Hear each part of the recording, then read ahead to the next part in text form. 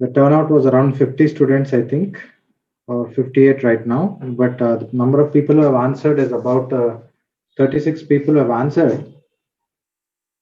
So I don't know why the others are not answering. The reason is known to them, their personal reason. Anyway, so regarding the first question, I2C protocol was conceived by whom? So the answer for this is the Philips Semiconductors Limited. So Philips Semiconductors was the one who had put forward what we call this protocol called as a I2C protocol. Next, coming to the second question, the I2C protocol is a dash serial communication protocol. So it is a synchronous half duplex serial communication protocol. So many people have answered it well. So around 75% have answered it correctly. Right? Even the first question, 67%, major percentage have answered it correctly. Then coming to the third question, the I2C protocol supports serial data transfer order. So the answer is MSB bit first. Most people have answered LSB bit first, but 44% have answered least significant bit first, but the answer is most significant bit first. The serial data transfer order is most significant bit first. Even during the programming, when I was writing the program, I had discussed the programming logic for most significant bit first order, but in spite of that, you people have not been able to remember it because we spent some time trying to discuss the bit level operations of sending a bit and receiving a bit, but people have forgotten that and given majority of the answer have been given as LSB, which is not correct. Okay, so that's the third question. Coming to the fourth question, the I2C protocol supports dash bus. So it supports a two-wired bus. SCL and SDA are the names of the two wires or two lines. Okay. Next, the fifth question is ARM supports load store instructions. So in which only one unit of data, that is 32-bit data, can only be transferred in one instruction. Is it true or false? Most people have written true, which is not correct. See, the load store instructions in the ARM support 8-bit data transfers, it supports 16-bit data transfers, it supports 32-bit data transfers. Apart from that, you have load store multiple instructions which support more than 32-bit data transfers. Okay, so since it supports a variety of byte transfers, 1 byte or 2 byte or 4 byte or sometimes even more than 4 byte transfers, sets of 4 byte transfers, hence the answer is false. The answer is false, but many people have given that as true. Next, coming to the sixth question, since ARM supports two instruction sets, it features dash code density. So I discussed this, that ARM architecture supports two instruction set. One is called as the ARM instruction set, which is a 32-bit instruction set, and the other one is a 16-bit instruction set, which is called as thumb instructions. And when an application is being written using ARM instructions, it tends to take more space. When the same application you try to rewrite it using thumb instructions, the number of instructions may slightly increase in terms of the number of instructions that were used with ARM, but the overall code size or the space taken in the memory will be less because though the instructions are more, the size of the instructions are less, and we call this feature as high code density. So the answer is the first one. Many people have answered it correctly. Congrats, 64%. Next, dash unit of ARM is called as fast multiplier. So what is the multiplication unit of present in the ARM architecture is, so actually speaking, the ARM7 architecture which I had shown has a MAC unit, but if you go to the earlier versions of the ARM, maybe between ARM1 till ARM6, there were versions of the ARM core which did not come with a multiplier. So there was no multiplier, and since there was no multiplier, the concept of having a multiplication instruction was also not there. So if at all multiplication had to be done in the previous ARM course between ARM 1 to ARM 6 somewhere, they had to go for repeated addition kind of method, or some kind of repeated type of repeated addition kind of algorithms are there for that purpose. So they had to use that kind of method for going for multiplication. But thankfully, the developers of the ARM had incorporated a multiplication unit into the ARM 7 onwards, and that was later be called as a fast multiplier, and that is referred to as the MAC, multiplier and accumulator unit. Okay, so multiplier and accumulator unit. The ALU does not do the multiplication over here, as we had seen in the data flow model. ALU does not perform multiplication here. The multiplication is done by the multiplier and accumulate unit, that is called as abbreviated as MAC unit. So the answer for the question is MAC unit, but 42% majority if you have written barrel shifter. Barrel shifter is doing a shift operation. You can also take the shift operation as a primitive operation which performs multiplication by 2, like that, 2 power, but that's called as a primitive multiplier. Okay, it's called as a primitive multiplier. So with the barrel shifter, multiplication by 2 power n can be done, or division by 2 power n can be done, but barrel shifter is not called in ARM architecture as a fast multiplier. The fast multiplier is called as a MAC unit. So the answer to the 7th question is MAC unit. Next, coming to the 8th question, the ARM 7 is having 7 modes of operations. Okay, sorry, it's having modes of operations, and which are divided into mainly 2 categories. One is called as the privileged mode, and the other one is called as the non-privileged mode. Under the privileged mode, we have about 6 modes, and under the non-privileged mode, we have about 1 mode. Hence, the answer to this question is 2 modes, and there are actually 7 modes. Mainly 2 modes, which are divided into 7 types of modes. Okay. Next, we have the 9th one. The default mode of the ARM core upon reset is the supervisor mode.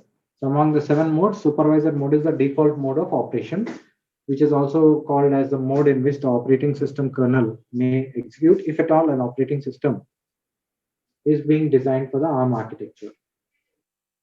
The last bit is, if you remember, when we looked at the CPSR register, the previous class or classes, we had seen that the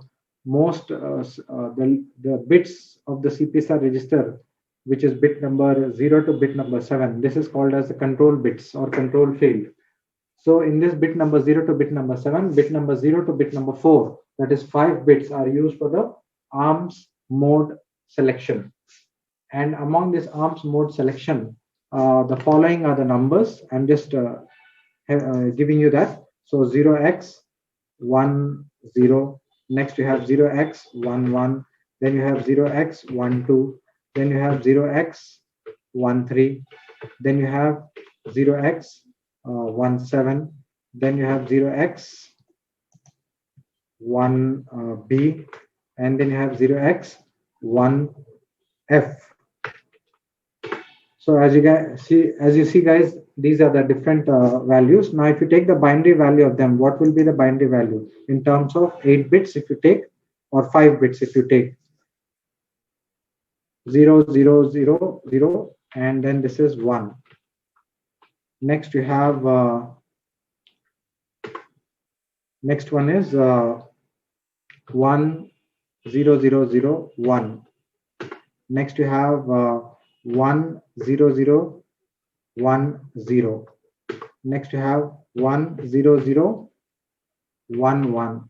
Next you have 1 0 1 1 1. Next you have 1 1 0 1 8 plus 4 12 13. V is 11. 8 plus 1 1. Okay. Next you have 1, 1, 1, 1, 1. So if you observe the binary value over here, the most significant bit, that is bit 5, always remains fixed. Hence, the answer to that question, 1 bit status among 5 bits used for the ARM mode selection always remains same. The answer is true. So 78% have answered that. Congrats for that. Okay, guys.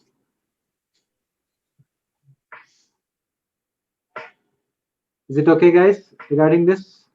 Any questions you would like to ask?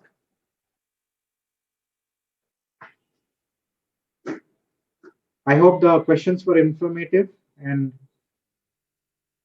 revision oriented.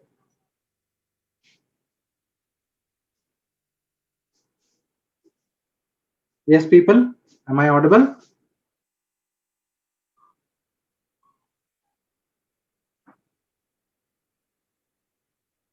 Okay, so were the questions helpful and revision oriented? Seventh question. Answer for the seventh question. What is the seventh question? It's called as a MAC unit. Multiply and accumulate unit is also referred to as by another name called as the fast multiplier. That's the answer to the question. Barrel shifter is not a multiplier. It can be doing the operation of multiplication with 2 power n, but it cannot do all multiplications. Division it can do, which is divided by 2 power n, but not all divisions. So it cannot be called as a fast multiplier. Incrementer is not a multiplier. Register file, which consists of 16 registers, is not a multiplier. Hence, the answer is MAC, multiply and accumulate unit. 10th question answer, again, I have already just showed to you that if you take the binary settings of all the modes of operations, the most significant bit for all the binary settings of the modes of operations is constant as 1. Hence, the answer is true for that. 1 bit status among 5 bit status used for ARM's 7th mode selection in CPSR register, CPSR, remains always same. The answer is true.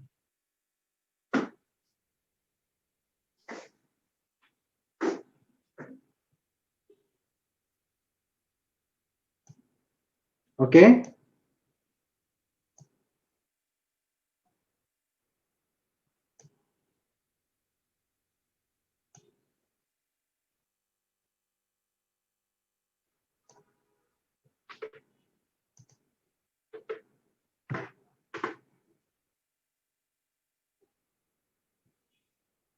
Okay, so stopping this one now.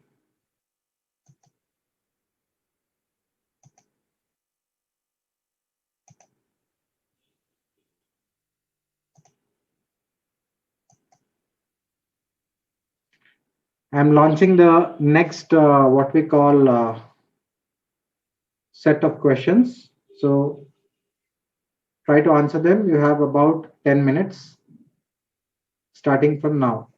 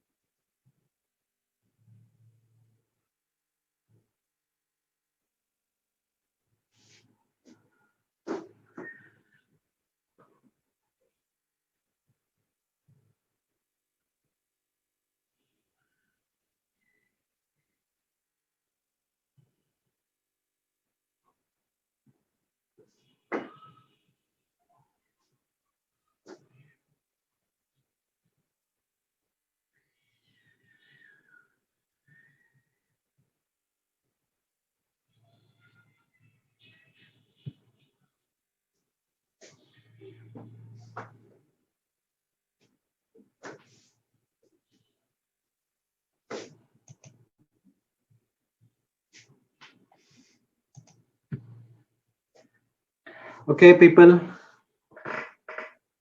So these questions were on TCP/IP revision.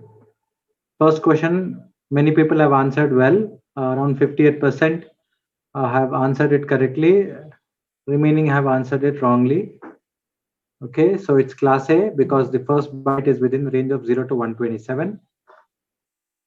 Next, coming down to the second question, the loopback address is an address used to send a packet from a dash to a dash on the network. So the answer to this question is from a host to itself.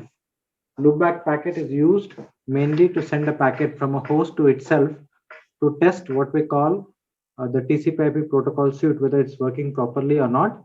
At the same time, also for testing the client server application on the same computer, we can use what we call the loopback address. So most people have answered wrongly. 42% have answered wrongly. That is router, all other host. So the answer is the last one, host and itself. Next, third question. One second, please.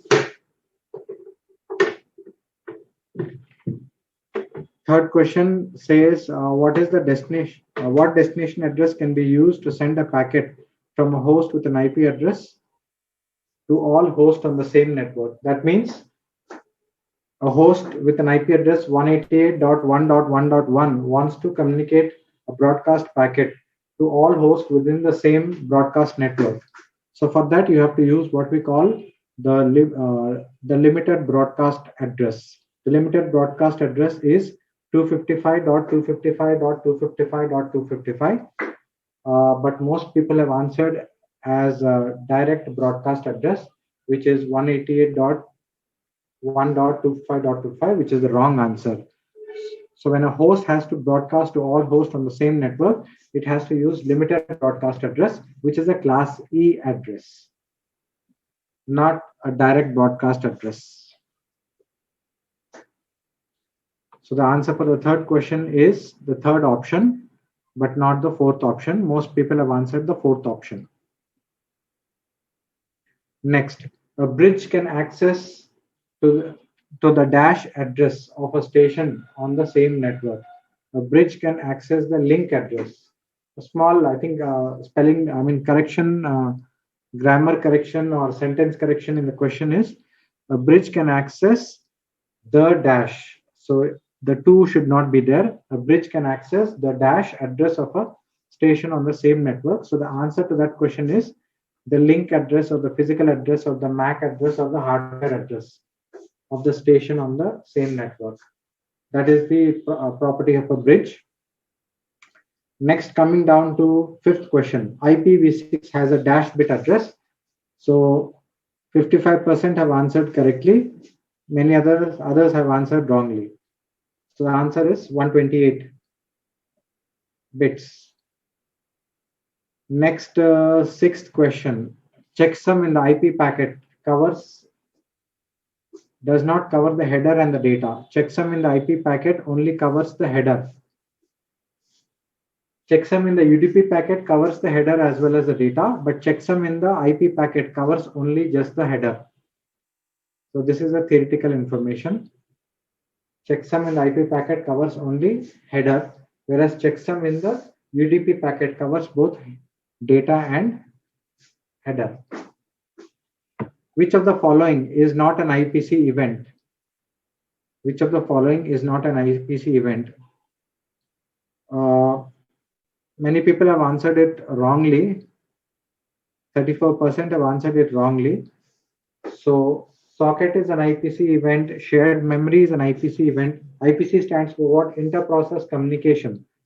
So shared memory, socket, message queues. All these are used for sharing information between process and another process, like that. Whether the two processes are residing on the same system, you use the local IPCs such as message queue, shared memory, even socket can be used to a certain extent.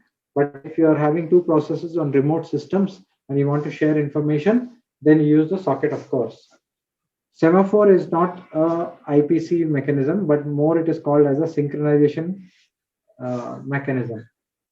So the answer is semaphore. is not an IPC event. Then coming to the eighth question, socket is using dash.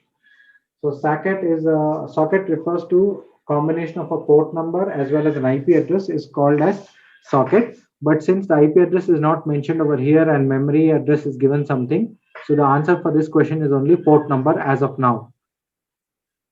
If it had been mentioned port number, IP address, both A and B, then the answer should be both A and B. But since the options have not been given like that, so for the option port number only is the answer as of now.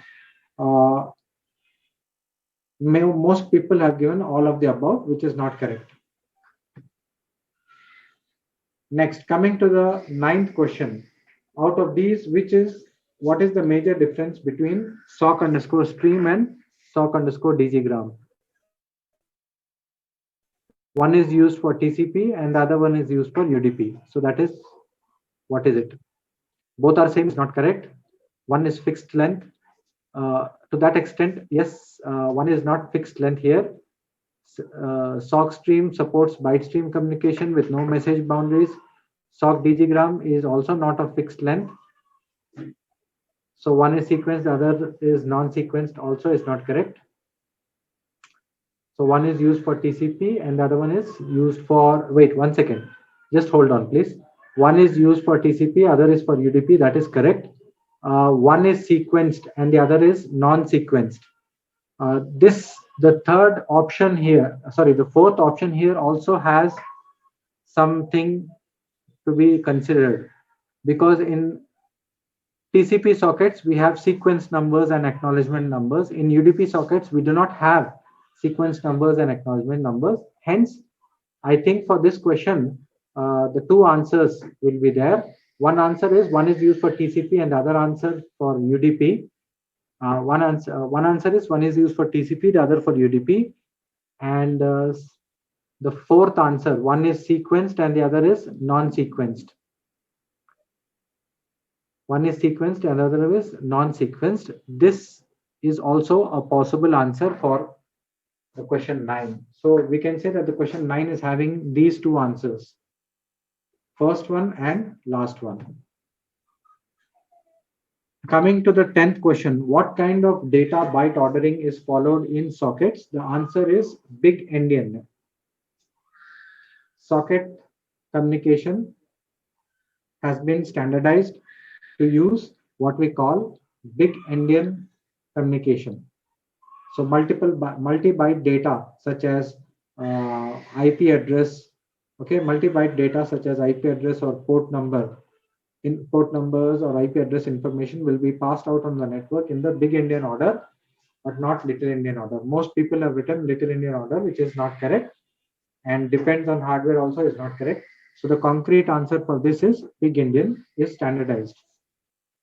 If your computer is little endian, data has to be transmitted on the network by converting it to big endian. If your computer is big endian, no need of conversion, data can be transferred as it is onto the network.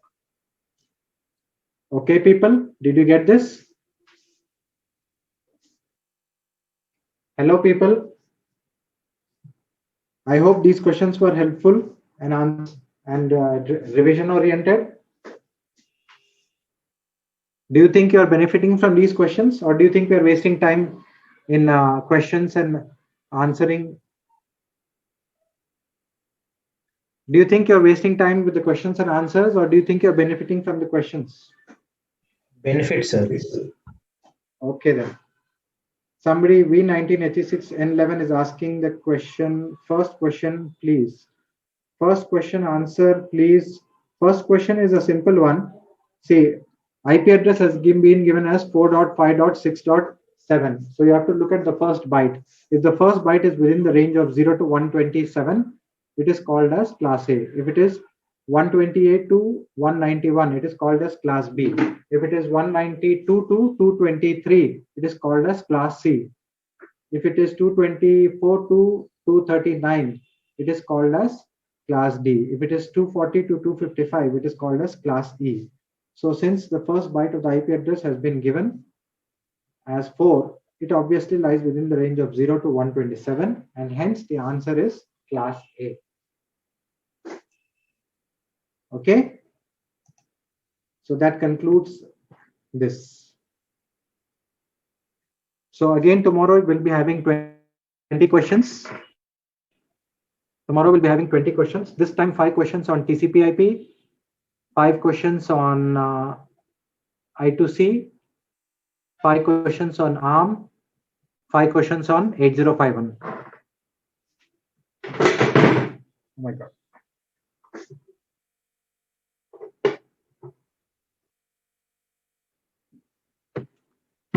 Do we have a deal or not? Do we have a deal with this? Yes, sir.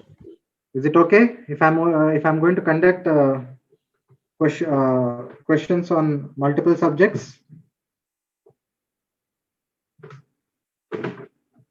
Anybody with disagreement over here? Anybody wants to disagree that I should not conduct polling for 8051? Or is it okay to have 8051 ARM, TCP/IP, and I2C?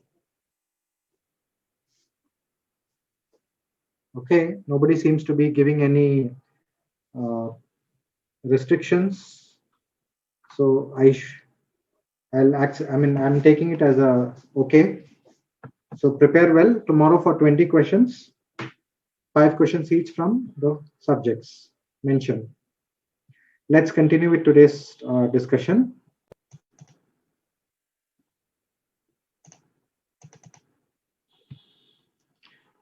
Okay, people. So we have discussed all this. Now moving on further. Right.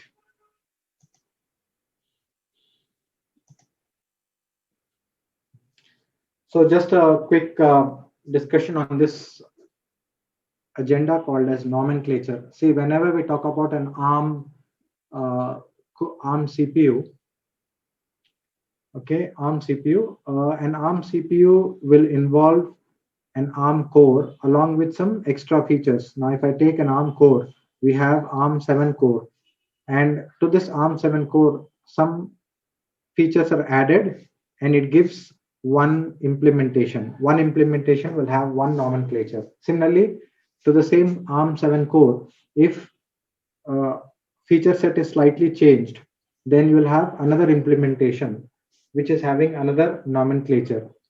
Same way, if you have ARM 9 and you take the feature set of ARM 7 and use that on ARM 9, then the nomenclature will change. So for example, if I say ARM7 TDMI-S is an example of one nomenclature. If I say ARM9 TDMI-S is another nomenclature. Means each different nomenclature refers to a different implementation. So ARM7 TDMI-S is ARM7 based core. ARM9 TDMI-S is an ARM9 based core, but there is a feature set which is common between that ARM7 implementation, ARM7 TDMI-S implementation, and ARM9 TDMI-S. That feature set remains common, but ARM7 is a Harvard architecture, one human architecture, and ARM9 is a Harvard architecture that is there. Apart from that, maybe some instruction also may be changing. Maybe ARM9 will be having a little bit more instructions as compared to ARM7. So a nomenclature is basically a name given to an implementation which tries to give an information about the feature set which is supported by the ARM implementation. So if I say ARM7 TDMI-S, 7 here ARM XYZ, you can see X here, ARM7. 7 here indicates the family. Y and Z feature is not present in this nomenclature, ARM7 TDMI-S. Okay. So I'm just trying to annotate, just a moment. See, suppose if I give here ARM7 TDMI-S. Okay, ARM7 TDMI-S. So here the 7 indicates the family. So the feature about family name is given there, and X and Y feature is not available directly in the core. Okay, and T stands for support for thumb instruction set decoder. So T is available. D stands for JTAG support. M stands for fast multiplier, that is MAC unit. I stands for in-circuit emulation, that is for also debugging. Means I told you we have debugging using real-time monitor, and then we have that in-circuit emulation. So three levels of debugging I told you. Out of 3 levels of debugging, we have what we call the 3 levels of debugging available in this code. And S stands for something called as synthesizable. I'll explain that in a short while. So this is one nomenclature. Same way, if I say ARM 720T, this is another nomenclature. So what is the commonness in this nomenclature and the previous nomenclature is T feature is present and it is an ARM7 same core, but 2 and 0 feature is not present in the previous one. So 2 and 0 feature indicates the presence of memory management unit and a cache unit, you can say. Memory management or protection unit are also called as a cache unit. And same way, if I go for ARM7, ARM722T, this is also another implementation or another nomenclature where 722 again is showing slightly different information about presence of memory management and cache unit. But T feature is there in all the three thumb instructions. So same way, if I go for ARM9 TDMI-S. So the TDMI feature, which is present in ARM7, is also present in ARM9, but ARM9 is a bit more advanced architecture. ARM7 is a 3-stage pipeline. ARM9 is a 5-stage pipeline. Okay, and it supports a Harvard architecture, whereas ARM7 supports a one human architecture. ARM9 is having extra instructions in its instruction set compared to the ARM7. So in that way, there are variations in the core, but the TDMA feature set, that is the presence of the thumb decoder and the JTAG and the fast multiplier and the MAC unit, and that feature called as synthesizable is present. So this is basically what we mean by a nomenclature. So there are lots of nomenclatures out there in the world of ARM CPU implementations. I repeat, there are several nomenclatures. So whichever nomenclature that we are going to use for our embedded board or target board, we have to select. So whichever embedded board we are trying to design using the ARM CPU, we have to select whether the feature set that we expect this embedded board to have uh, in terms of programming support or hardware support, is that feature set available in the ARM core or not? Accordingly, we have to choose that core with that feature set. That is called as, we have to choose the right nomenclature ARM implementation for our requirement.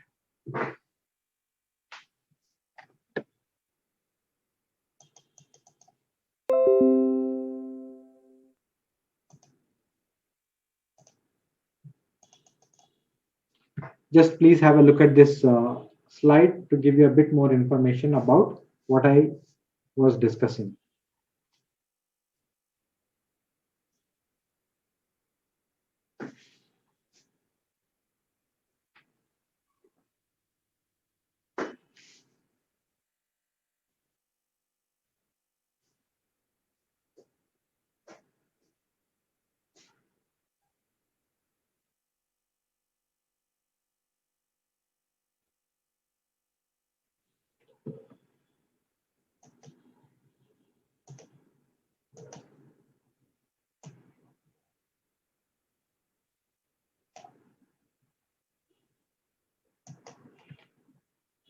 Okay, people, I hope you're able to get an idea what is meant by the nomenclature. So you can see ARM7 TDMI, ARM922T, ARM926EJ-S. E talks about the presence of enhanced instructions. Enhanced instruction is talking about extra instructions like DSP or DIP related instructions. Then you have J. J stands for support for Jezzel. Okay. And then you have again the word synthesizable. So we have ARM 1176JZF. So there are so many. I myself have not uh, practically worked on all these advanced cores at a very core level. Most of the advanced cores will be used at, let us say, a high level using an operating system. So people, when they are selling out the advanced cores, they'll try to keep ready an operating system so that they can support that core with a good operating system, which will help boost their sales or market. So anyway, you can see these are the different types of cores. So the conclusion here is whenever you talk about an ARM processor architecture, an ARM processor architecture comprises of an instruction set plus programmer's model. So what is a processor architecture? It is an instruction set plus programmer's model. It implies that the processor architecture combines a version of an instruction set. So you have instruction set version names like 40, V40 we call it, instruction set version 40, instruction set version 5TE, instruction set version 6, instruction set version 7.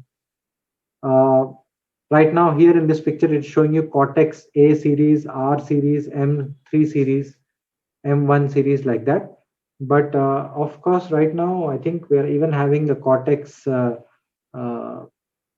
Cortex A53 or onwards. So the Raspberry Pi, just to bring it up. So we have the Raspberry Pi latest versions, Raspberry Pi, Raspberry Pi Model 4 B Plus or something like that. So this Raspberry Pi Model 4 B Plus is a octa-core. Okay, it's an octa-core CPU. Before that, Raspberry Pi Model 4B was quad-core 64-bit. It was a quad-core 64-bit. Raspberry Pi Model 4B Plus is an octa-core 64-bit. I think so. It's an octa-core 64-bit, and it is probably using the instruction set version V8. Here mentioned are version 4T, version 5TE, version 6, version 7. The Raspberry Pi latest version is using probably the version V8. So as the instruction set version revision is taking place, the capability of that instruction set also increases. So this was just a briefing about what is the development of the ARM architecture. Next, usually the cores which have been developed in the timeline after the ARM 7 TDMI-S. I repeat, usually all the ARM cores which have been developed after the ARM 7 TDMI, in timeline after the ARM 7 TDMI was developed, include the TDMI features by default, even though if they may not have the names mentioned in them. Means in terms of time development, though it was though the letters are not mentioned and they have been developed after the time when ARM TDMI had started, they are including the feature of TDMI with what we call, even though if those characters or nomenclature is not mentioned. Okay, people, I hope you're getting it.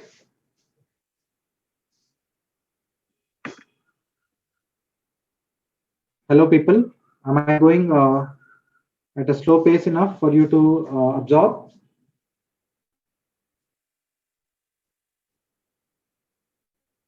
Hello, people. Am I going at a slow pace enough for you to absorb? Little bit fast, sir. Okay, it's fast. Let me slow down again.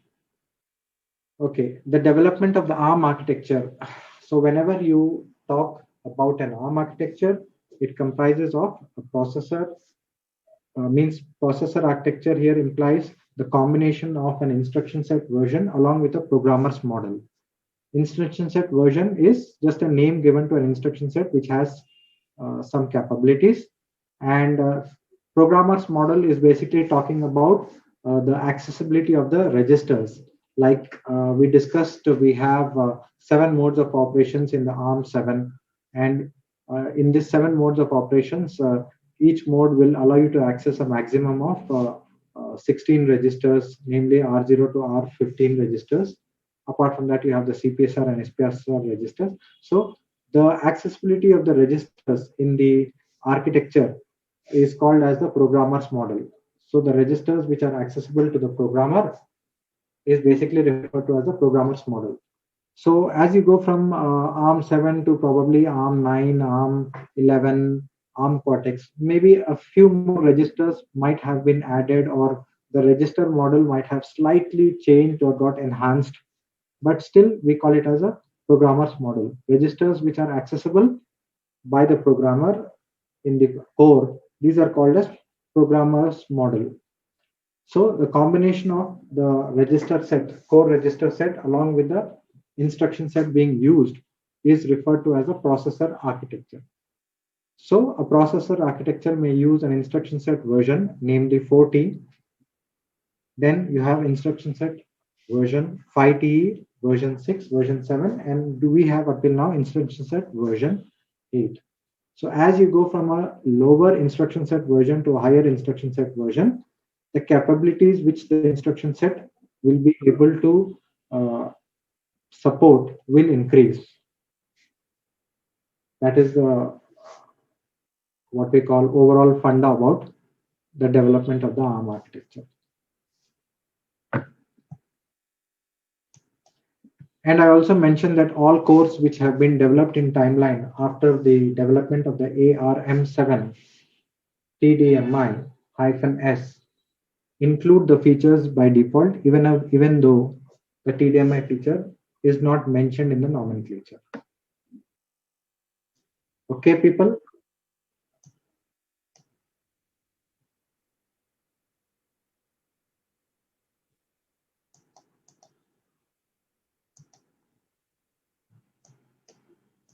Next, discussing about the thumb mode. Now, we have two instruction set in ARM7, and I think if you go to ARM9 probably or ARM11, I'm not sure because I have not worked at core level with ARM9 or ARM11. I repeat, I'm admitting that I have not worked with core level in ARM9 or ARM11. I have worked at a higher level in ARM9 and ARM11 where an operating system support was there, and through the operating system we are using the ARM9 or ARM11 or even the ARM Cortex cores for our application. But I have not worked with core bare metal programming. Bare metal programming means knowing about the core registers of the ARM architecture and trying to write a program in assembly language or embedded C programming language. I have not done it for ARM 9, 11, like and Cortex series at all, because for that operating systems are comfortably there, which make our job easier. So core level I have worked in ARM7 so far, and as far as the ARM7 is concerned, it has two instruction set. One is called as the ARM instruction set, the other one is called as thumb instruction set. But I think probably if you go to ARM9 or ARM11, you have three instruction sets. One is called as the ARM instruction set. Second one is called as the thumb instruction set. Third one is called as the thumb2 instruction set. This is what I am aware about.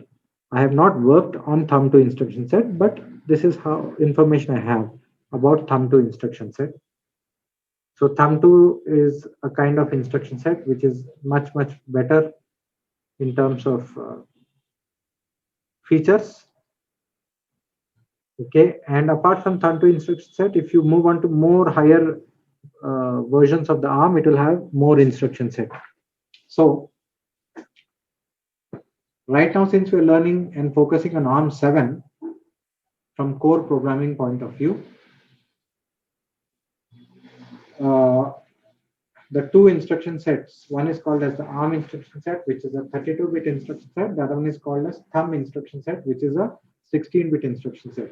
But the 16-bit instruction set, thumb, is a type of instruction which, if it is fetched from the code section, it does not go into the decoding unit directly, because the thumb instruction set is it's a compressed instruction of the ARM instruction set. So when a thumb instruction set is fetched, and before fetching the thumb instructions from the CPU, user must have configured or programmed the CPU that the thumb bit in the CPSR register must be set, so that the next instruction being fetched, if it is a thumb instruction, it must be decoded as per thumb instruction set decoder.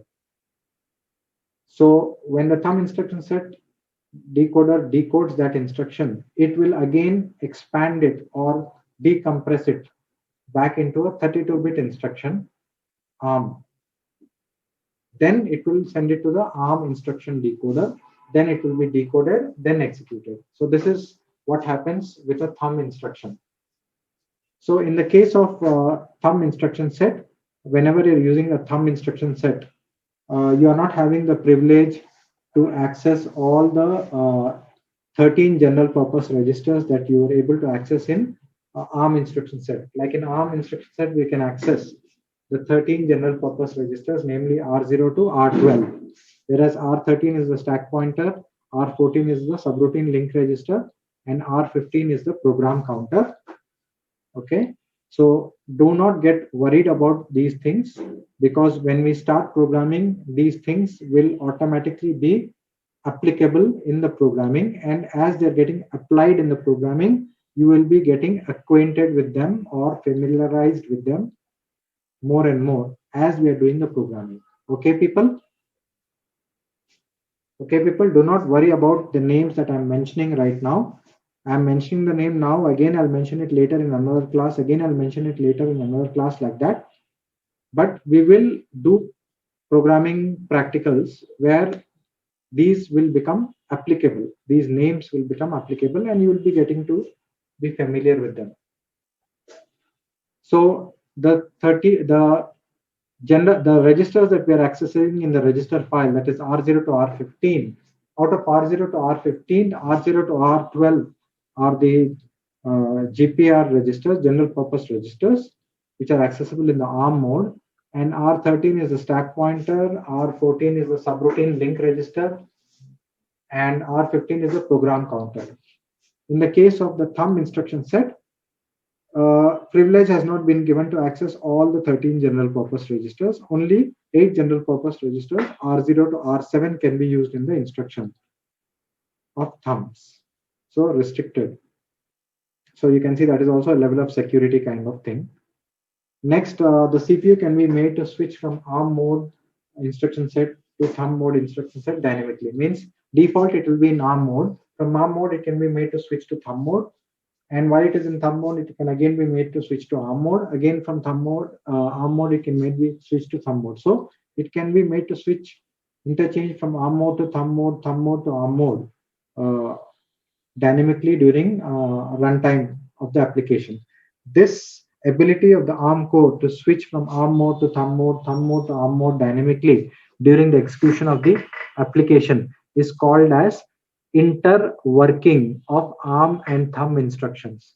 I repeat, this ability of the ARM core to dynamically switch from ARM mode to thumb mode to ARM mode of interpretations is called as interworking of ARM and thumb instructions. And this interworking of ARM and thumb instructions, if it is going to be employed in developing applications at a higher levels, means if a C compiler is going to be designed for an ARM architecture, and the C compiler has to be able to interpret the high level statements into ARM instruction set or thumb instruction set based on the options of the compiler settings, then the C compiler has to be designed according to certain standards which are given by the ARM designer. And those standards are called as ATPCS standards. ATPCS standards, where ATPCS stands for standards imply arm thumb procedure call standards. Arm thumb procedure call standards. So the arm thumb procedure call standards, abbreviated as ATPCS standards, are a kind of documentation which has been given out by ARM, that when a program is being written in a high level language, such as say C language, when a function is being defined, which is passing two arguments or three arguments or four arguments, character based arguments or integer based arguments or float based arguments, if a function is returning some arguments. So what are the registers that has to be used for argument passing? For one argument, two arguments, or three arguments, a character type argument, or integer type argument, or float type arguments, like that. What is the return type? When a return type is being used, what register has to be used for returning? Because I told you, ARM architecture is a RISC architecture, and RISC architectures encourage what we call register use more often compared to memory use. So whenever we are passing, whenever we are trying to pass arguments into a function, arguments will be passed via registers. When a return value is being returned out of a function, the return value is also going to be returned using registers. So what registers of the ARM core should be used for argument passing as per the type of arguments and the number of arguments? What registers should be used for argument returning as per type and number of as per type of return type, like that? So for that, you have a documentation which has been given, that is called as ARM thumb procedure call standards.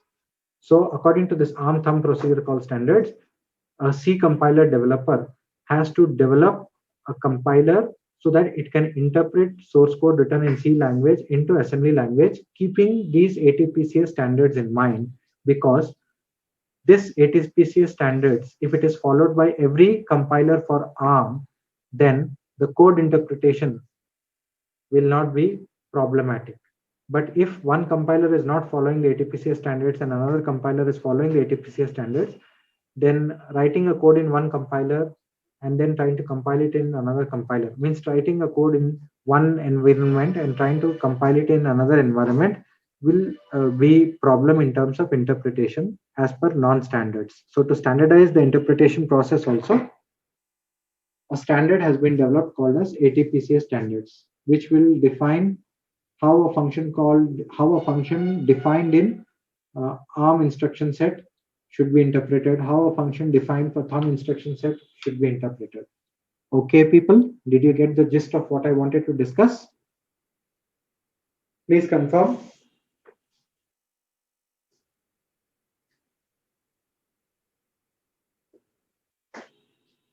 Okay, people, did you get the gist of what I wanted to discuss? Please confirm.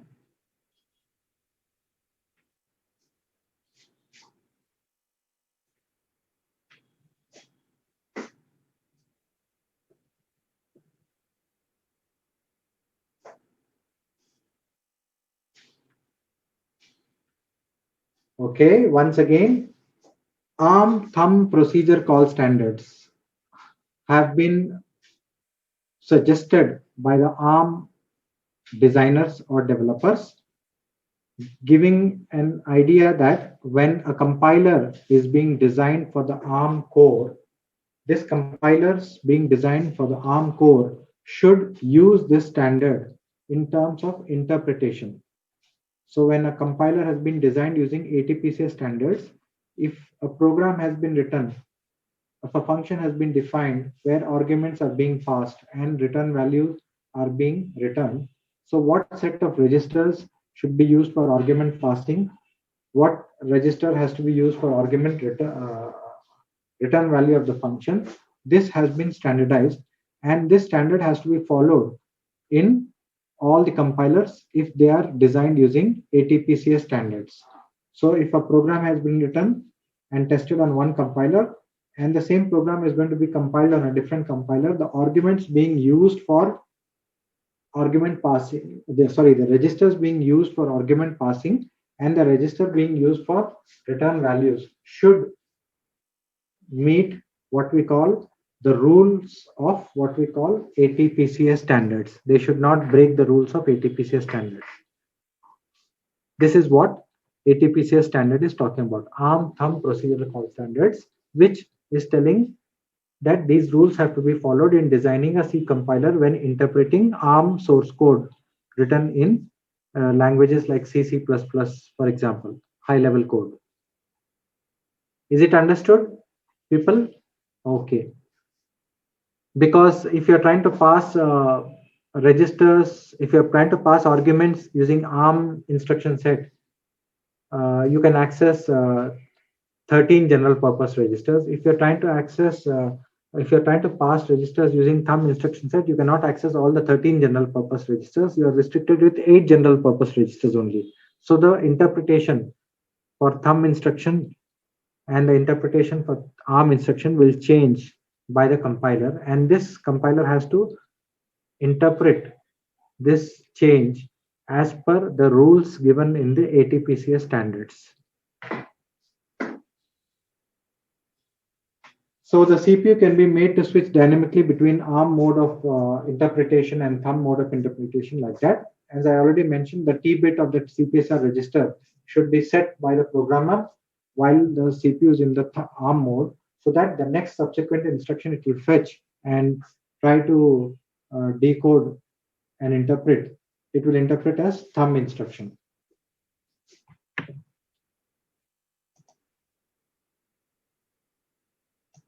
Okay, people, just have a look at this figure for a few seconds.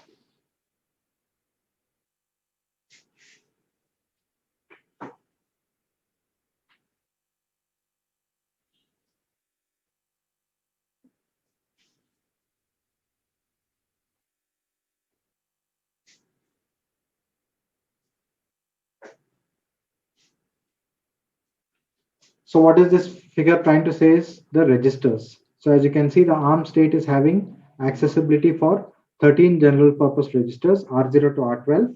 Then you have R13 stack pointer, link register, program counter, CPSR, SPSR. Thumb mode is also able to access R0 to R7, but not R8 to R12.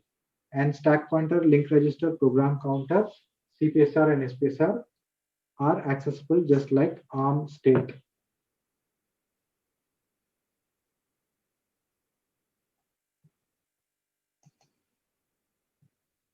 Please read about this slide. Already I've explained it.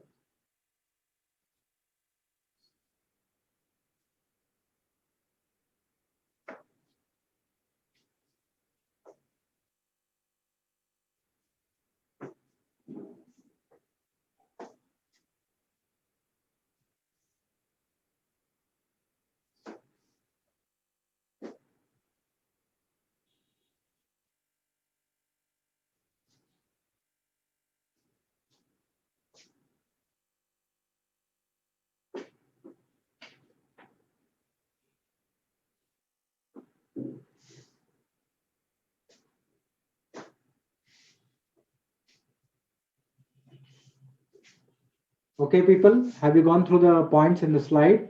If anybody is having any questions related to the points in the slide, can pop up their questions. Already I've explained it.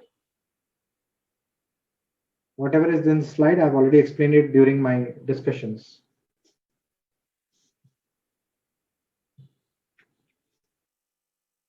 If anybody would like to raise any questions on these points, can ask.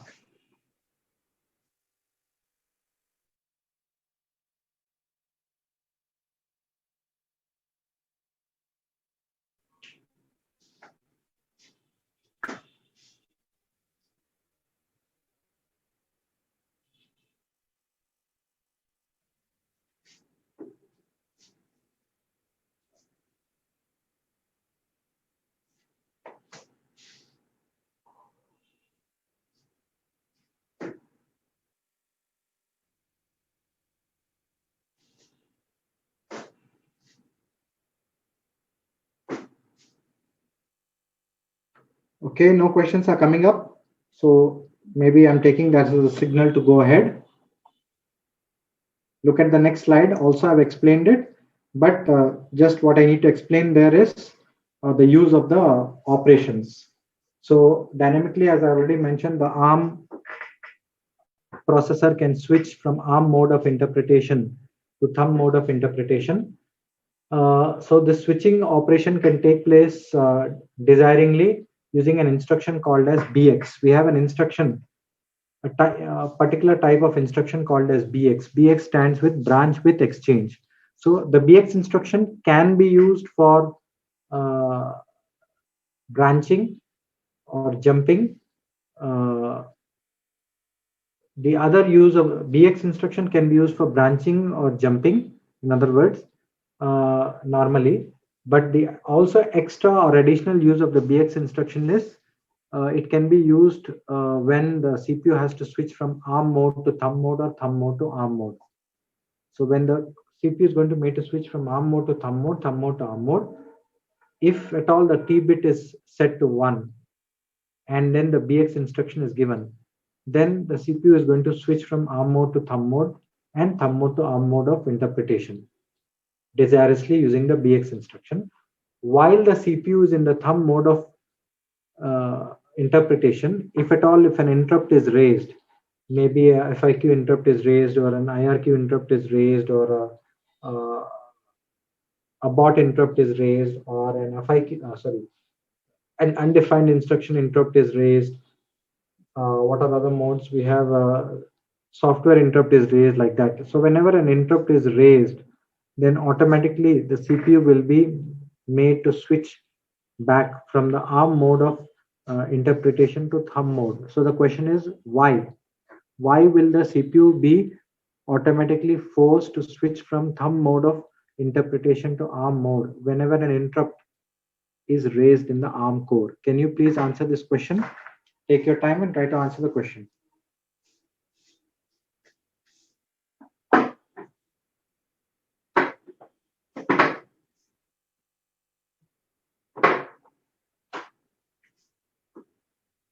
Can anybody please try to answer the question why the CPU automatically switches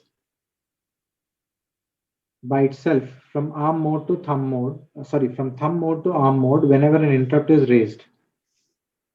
CPU is made to switch from ARM mode to thumb mode by the user using the BX instruction. It can be made to switch from thumb mode to ARM mode again by the user using the BX instruction.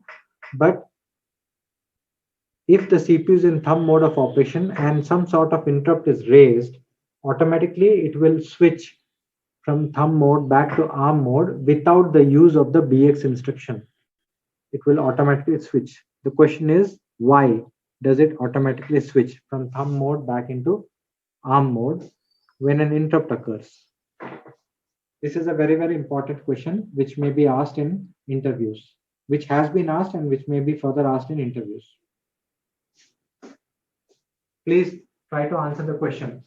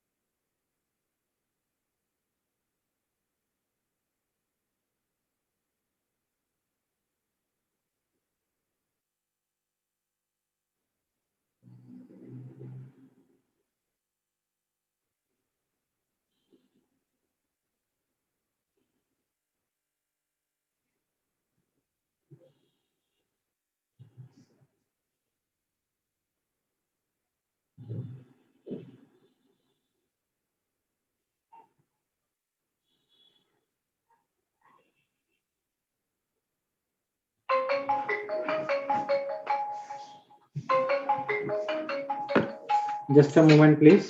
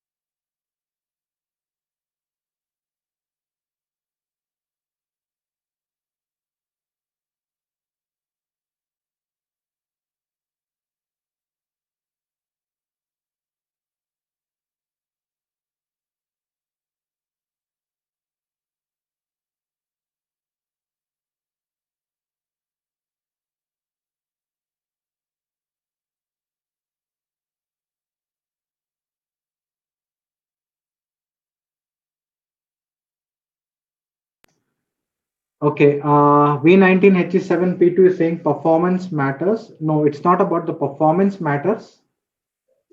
That is not the key reason about performance matters.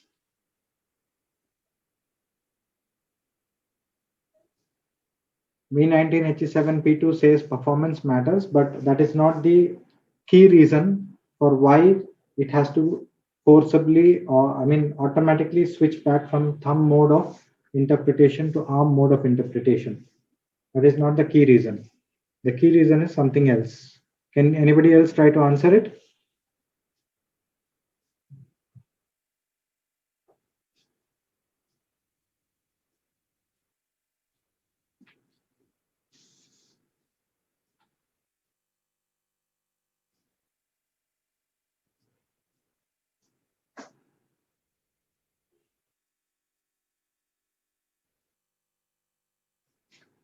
Yes, people? Nobody is answering? Well, the answer to this question is if you have a look at the registers accessibility in the various modes, okay, if you go for user mode and system mode where you're allowed to access 16 registers. Similarly, if you go for FIQ mode or IRQ mode or undefined mode or supervisor mode or abort mode, which are also able to access the 16 registers. So when the CPU is in thumb mode of operation, if an interrupt is raised of type FIQ or IRQ, the interrupt, that mode of operation which the CPU switches to automatically, that is the ARM or the FIQ mode or the IRQ mode or the undefined mode or the supervisor mode or the abort mode. These modes should have the this modes have the allowance to use what we call 16 registers. So since they have the allowance to use 16 registers, and that allowance to use 16 registers is only possible in the ARM mode of interpretation, but not in the thumb mode of interpretation. So automatically the CPU has to switch to ARM mode of interpretation whenever such whenever interrupts are raised, if the CPU is in thumb mode. Is this understood? Please confirm.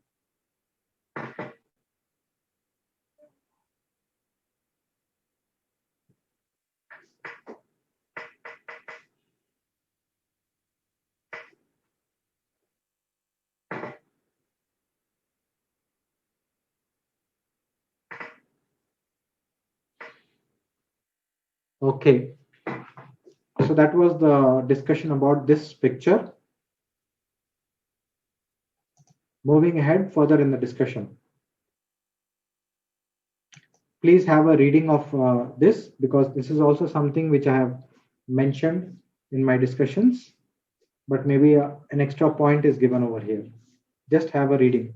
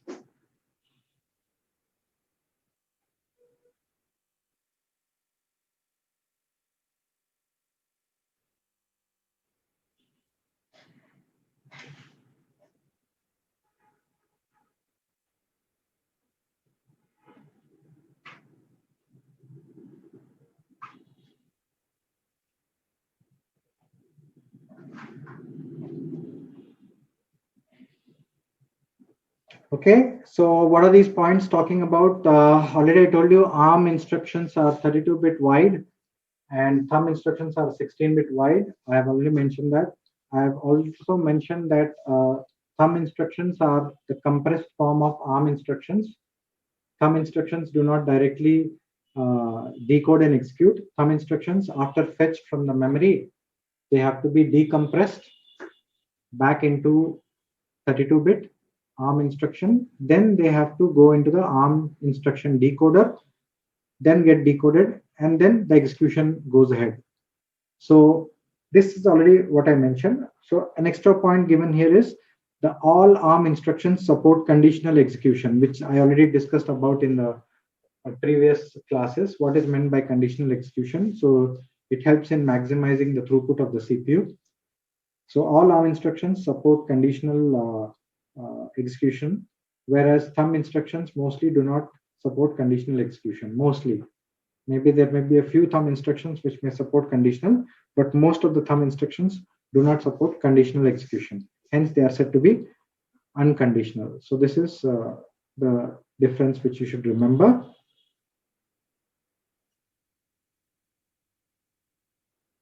Okay, just look at this figure again. Just trying to tell you about thumb instruction. Fetch from the memory, passed into a what we call 16-bit thumb. That is 16-bit thumb code passed into the instruction pipeline. From the pipeline, it goes to the thumb decompressor, gets decompressed from a 16-bit thumb instruction to a 32-bit ARM instruction, then gets going into a ARM instruction decoder.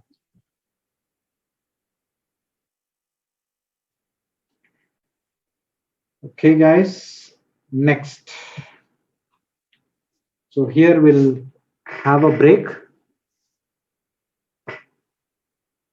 We'll have a break of 10 minutes and resume in 10 minutes again. Okay.